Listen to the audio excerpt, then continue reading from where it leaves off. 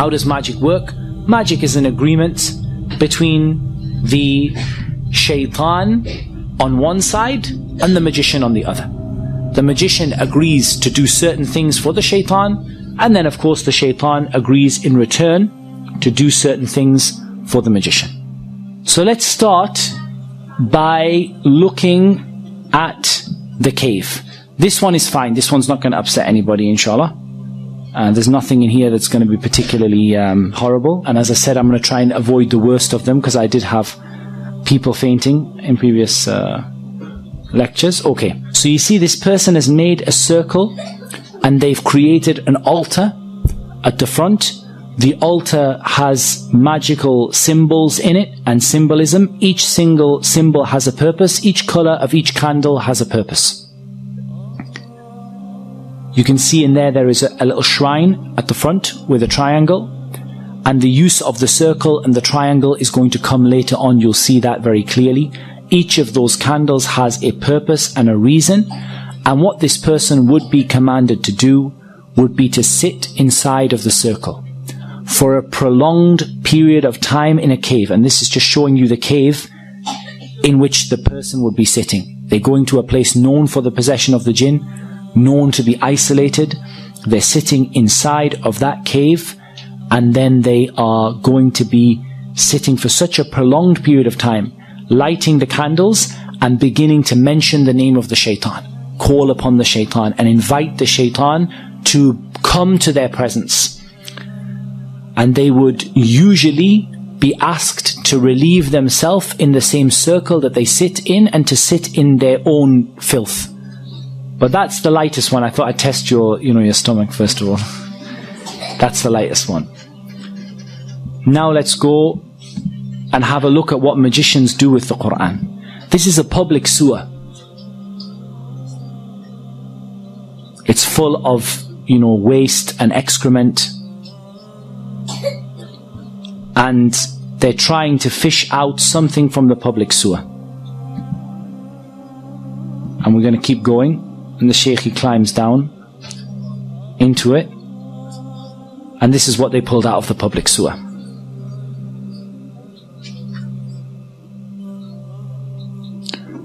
As you can see, this is a copy of the Quran that has been used in a public sewer. It's covered in human filth.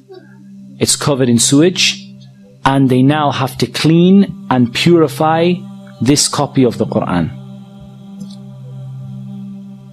Just in case you thought that was a one-off, we'll show you another video. This one has 51 copies of the Mus'haf that have been disgraced by the magicians. As you can see, they are covered, these are all copies of the Quran. They are covered in knots. They are covered in filth inside of them. They're going to open one of them up. They're covered in pins like voodoo dolls. They're cutting them open, and you see the state of the Mus'haf inside. You can see the color of the water that is coming off of the copies of the Quran as they're washing them, as they're opening them.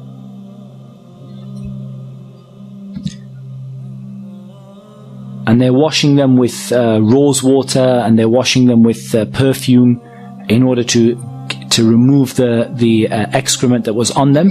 And they were found in a toilet, in a public sewer. 51 copies of the Mus'haf.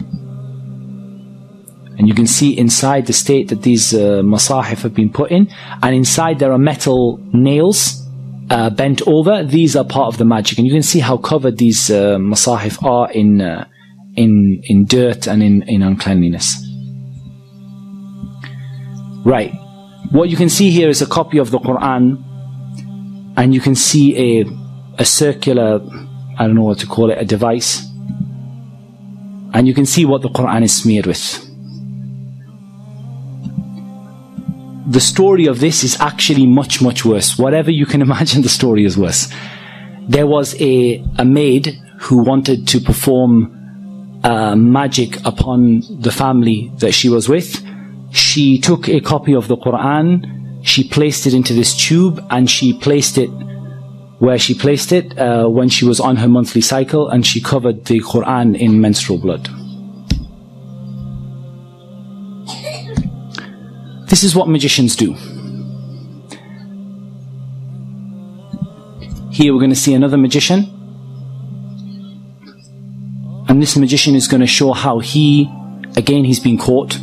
And part of them being caught is they ask them to show what it was that they were doing without letting them make shirk. They don't let them call upon the shaitan, but they just let them show the idea of what they were doing in order to expose them in front of the people.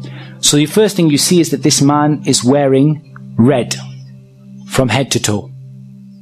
He's wearing red from head to toe because the Prophet ﷺ forbade a man from wearing red from head to toe. He lights his incense that is done deliberately to bring the shaitan. It's a kind of incense that's well associated with the shaitan. And he begins to perfume a whip and he starts to whip himself. This might remind you of some people.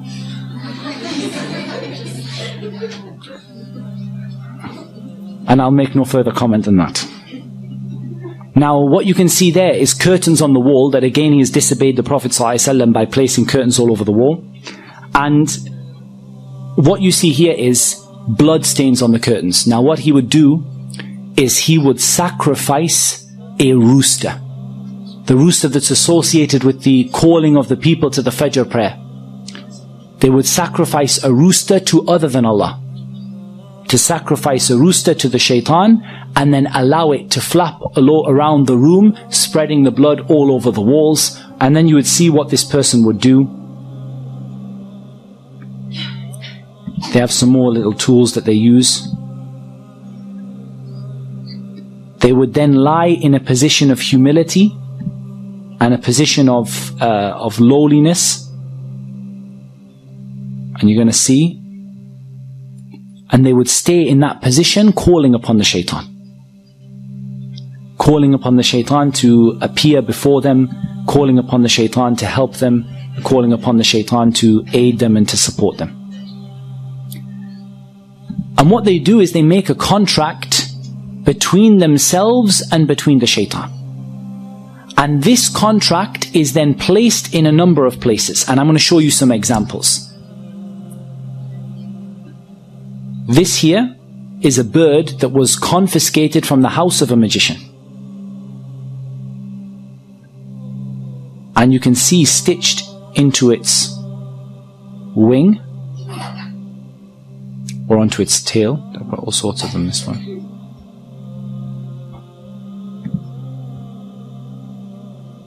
That stitched onto its wing, you have either a written piece of paper with the magic written on it, or you have various strings and threads that have been blown, the magic has been blown over them. I think the other one is a little clearer, so I'll put the other one on. So this is another bird that was confiscated from the house of a magician, and you can see very, very clearly there that it has stitched into its wing a contract that is written between the magician and between the shaitan.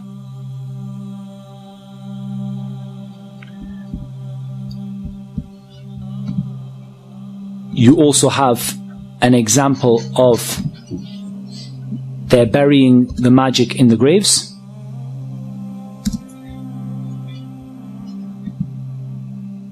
So they go out to a grave and they dig inside the grave.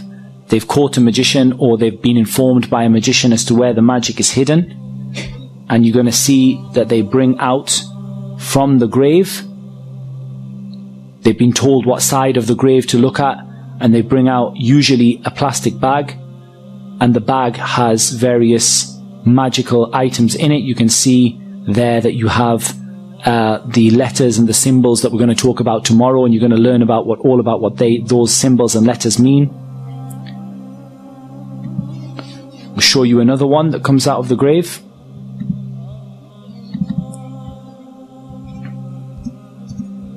This is right in the base of the grave, in the middle of the night. They call them out because they've heard that there's some magic buried there, and they keep on digging and digging.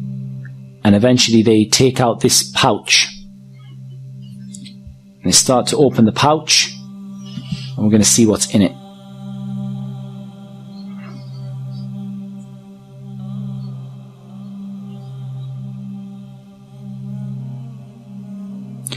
That looks like somebody's vest. Inside you have an egg which is painted or coloured red, may well be blood, and has a number of needles stuck into it. You have a tissue, a man's tissue. You have a lemon. You have the head of an animal that was sacrificed to other than Allah.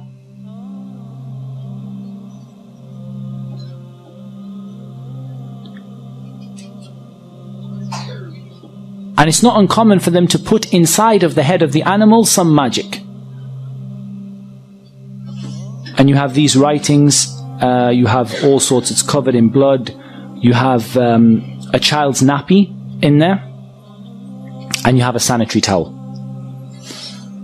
And there's some Quran in there as well.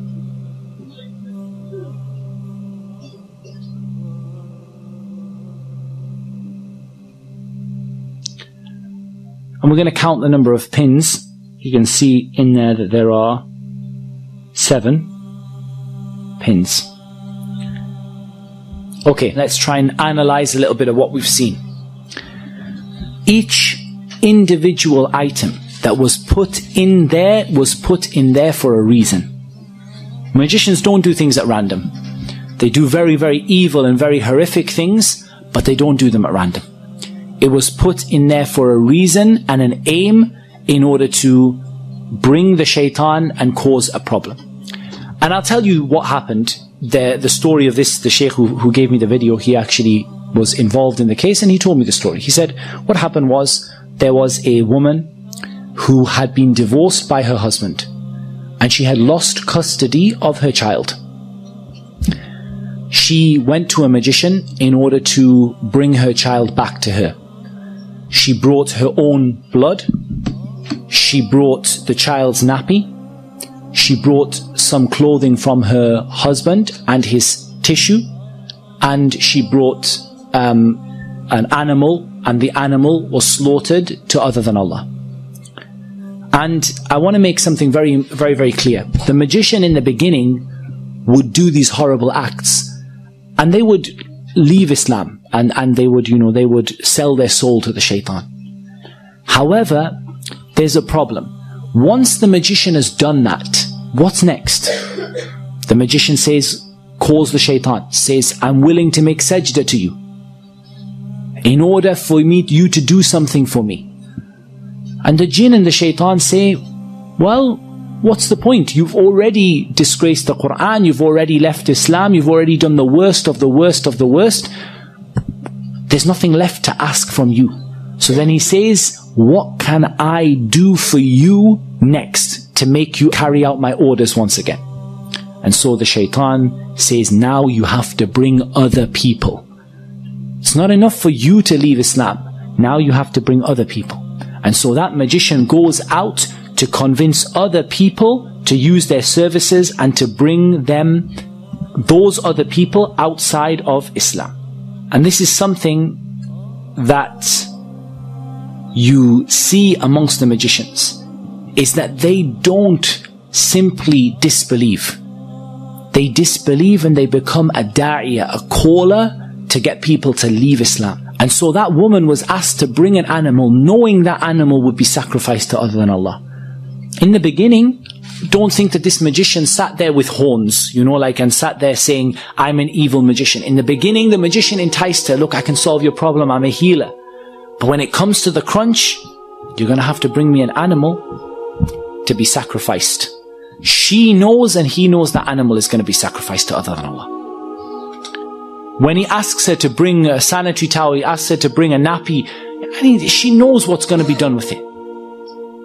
But he has to get her to make that step so that she would leave Islam. And when she leaves Islam, then the jinn will now do another act for him and would afflict her husband and cause him to lose the custody of his child, and for the child to go back to the mother, or afflict the husband to make him love the woman again. And of course it should be mentioned that they never bring anything good, and they never ever ever are successful in what they do. وَلَا يُفْلِحُ السَّاحِرُ حَيْثُ أَتَى. The magician will never be successful wherever they are. And the husband would go insane, fall in love with his wife once again, go back to his wife. Within a few months, he will have fallen out with her again. It doesn't bring anything but evil for everybody. It doesn't bring people back together.